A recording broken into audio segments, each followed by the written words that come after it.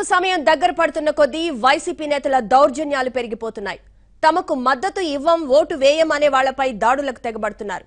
ఇప్పటికే ఇలాంటి ఘటనలు చాలా చోటు చేసుకున్నాయి. వైసీపీ అల్లరి మూకలు అక్కడక్కడ హల్చల్ చేస్తూ జనాలను భయాందోళనకు గురిచేస్తున్నాయి.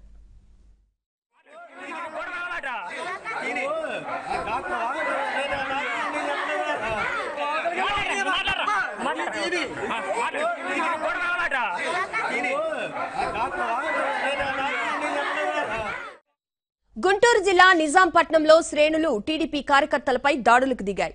వైసీపీకి ఓటు వేయకపోతే చంపేస్తామంటూ బెదిరిస్తున్నాయి. పలువురు టీడీపీ సానుభూతి పరులపై వైసీపీ కార్యకర్తలు దాడులకు తెగబడ్డారు.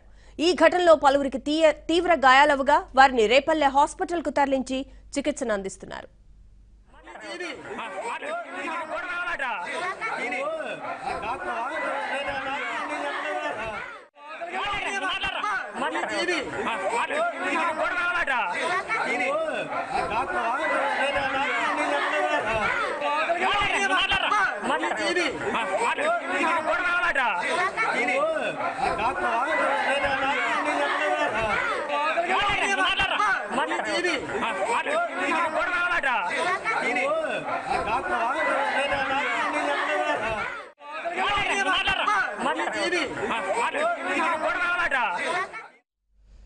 మరింత సమాచారాన్ని మా ప్రతినిధి సాంబశివరావు అడిగి తెలుసుకుందాం. సాంబశివరావు, చెప్పండి, అసలు ఈ ఘటనకు సంబంధించి బాధితులు ఏం చెప్తున్నారు, పోలీసులు ఏమంటున్నారు?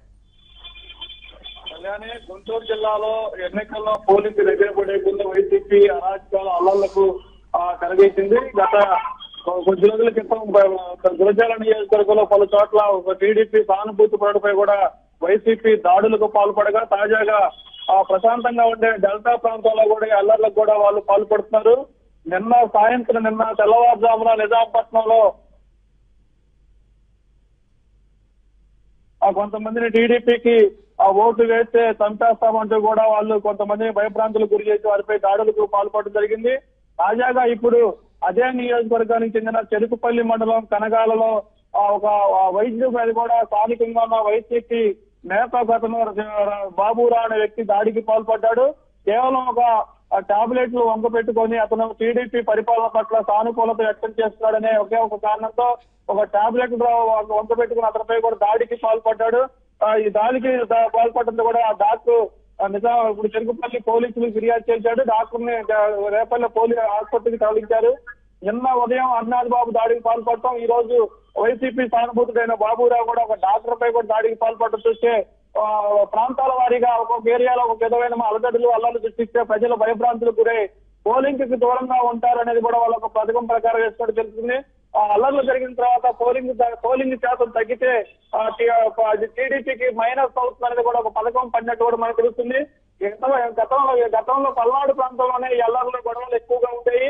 అయితే ఈ ఎన్నికల్లో ప్రశాంతంగా ఉండే డెల్టా ప్రాంతంలోనే రేపల్లె నియోజకవర్గంలో కూడా ఇలాంటి అల్లర్ల దాడులకు పాల్పడటం కూడా కొత్త సంస్కృతి కూడా వెల్లడించినట్టు ఉంది. Kalyani, thank you Sambasivarao.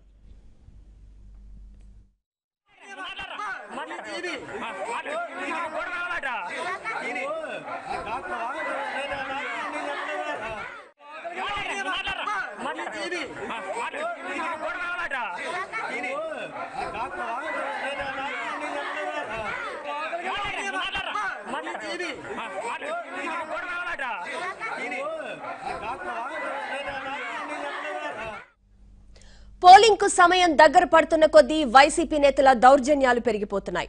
తమకు మద్దతు ఇవ్వం, ఓటు వేయం అనే వాళ్లపై దాడులకు తెగబడుతున్నారు. ఇప్పటికే ఇలాంటి ఘటనలు చాలా చోటు చేసుకున్నాయి. వైసీపీ అల్లరి మూకలు అక్కడక్కడ హల్చల్ చేస్తూ జనాలను భయాందోళనకు గురిచేస్తున్నాయి.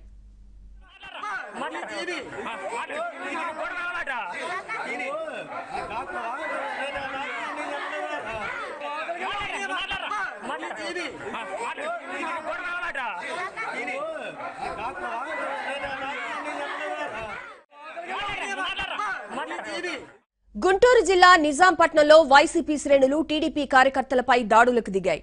వైసీపీకి ఓటు వేయకపోతే చంపేస్తామంటూ బెదిరిస్తున్నాయి. పలువురు టీడీపీ సానుభూతి పరులపై వైసీపీ కార్యకర్తలు దాడులకు దిగారు. ఈ ఘటనలో పలువురికి తీవ్ర గాయాలవగా వారిని రేపల్లె హాస్పిటల్ కు తరలించి చికిత్సను అందిస్తున్నారు.